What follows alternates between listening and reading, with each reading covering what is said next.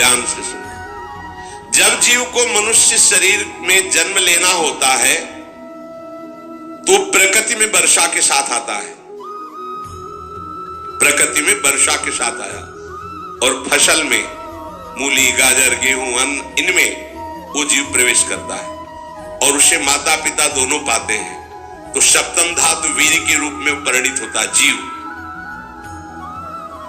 वो वीर कण के रूप में माता के उदर में जब प्रवेश करता है तो एक रात्रि में मां का और पिता का, दोनों का वो जो वीर मिलता है, उस रज और वीर के मिलने से एक कलल सा बनता है।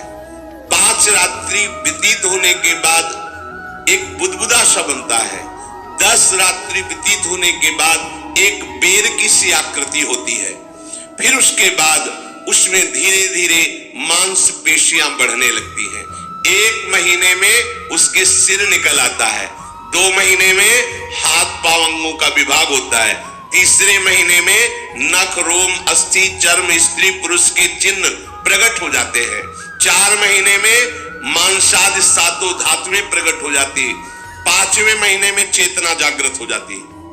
जैसे अपने चेतना, ऐसे 5वें महीने में गर्भस्थ शिशु की चेतना जागृत हो गई।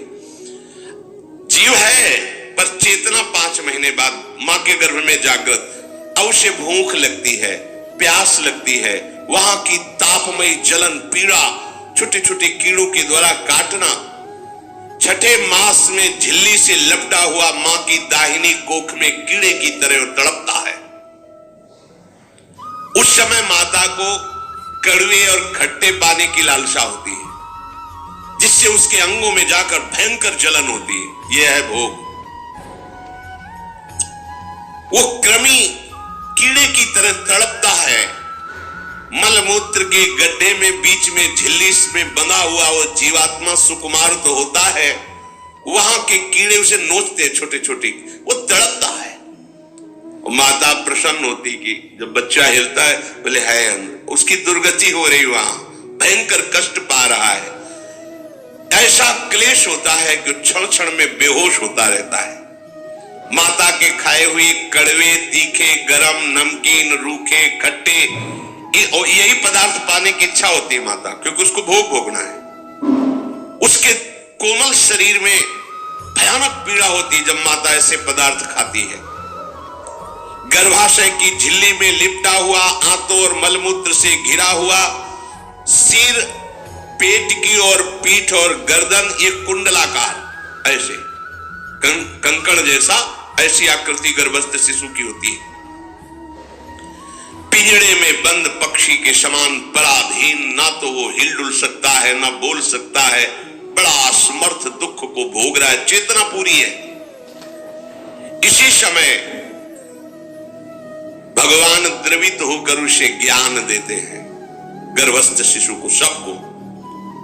जी उसे ज्ञान होता है तो सैकड़ों जन्म के कुकर्मों से याद आते हैं, सैकड़ों जन्म के।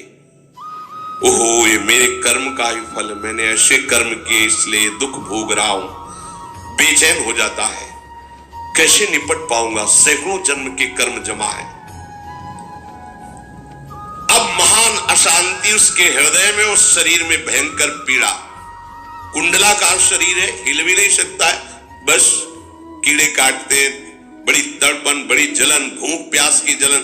अब एक और भयानक जलन हुई, उसे स्मरण हो जाता है कई जन्मों के, सैकड़ों जन्मों के पाप कर्मों का। 7वां महीना आरंभ हुआ कि ज्ञान का उन्मेष हो गया। अब प्रसूति वायु उसे चला रही है, तड़पता है वो। सप्त धातु में स्थूल शरीर से बंधा हुआ वो जीव भयभीत होकर के पुकारता है, अगर कोई भगवान है तो एक बार मुझे यहां से निकाल दे। वो विनय करता है भगवान से, कोई अगर भगवान है जिसने मुझे इस बंधन में डाला है, एक बार निकाल दे, यहां से जाके केवल भजन करूंगा। जीव कहता, जंतुरुवाच तस्योपशन्नमवितुम जगदिच्छयात् नाना तनोर्भुवि चलच्चरणारविंद सोहम ब्रजामि शरणम रघुतो भयम में येने दृशी गतिरदर्श सतोनुरूपा। हे प्रभु, मैं बड़ा अधम हूं, ये ज्ञान भगवान की तरफ से गर्भस्थ शिशु को होता है।